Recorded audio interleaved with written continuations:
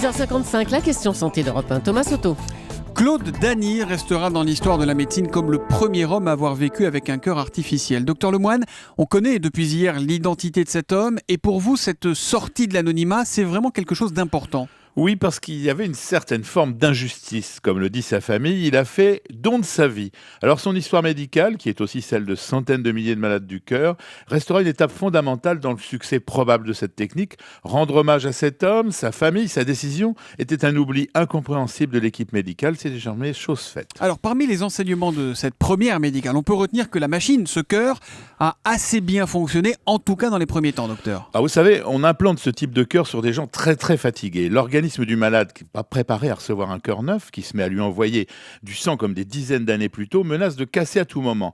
Dans le cas de M. Dany, après 3 semaines quasi parfaites, étaient apparus des ulcères, des hémorragies, des problèmes pulmonaires, mais tous jugulés par la réanimation. De plus, il fallait pouvoir vérifier que ce cœur, qui est fait de matière biologique, ne nécessitait aucun médicament pour fluidifier le sang ou contre le rejet. Bien, l'autopsie a révélé que c'était là aussi, de ce côté, un succès total. Claude Dany a vécu 74 jours avec sa prothèse.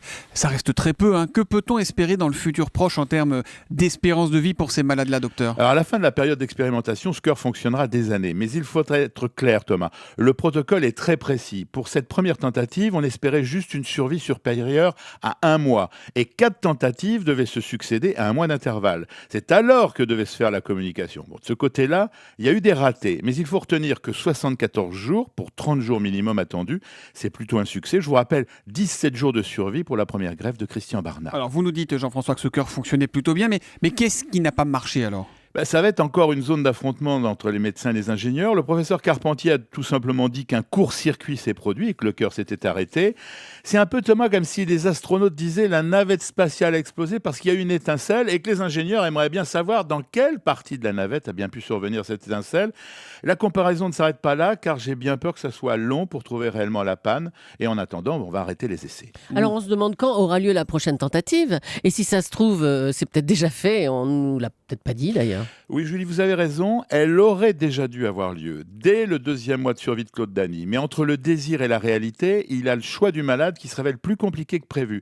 Il faut quelqu'un, un homme, compte tenu de la taille du cœur, en phase terminale d'une insuffisance cardiaque, mais si possible en pas trop mauvais état pour recevoir un cœur en pleine forme et aussi être volontaire. Ça allait se faire lorsqu'est arrivée la défaillance du premier cœur.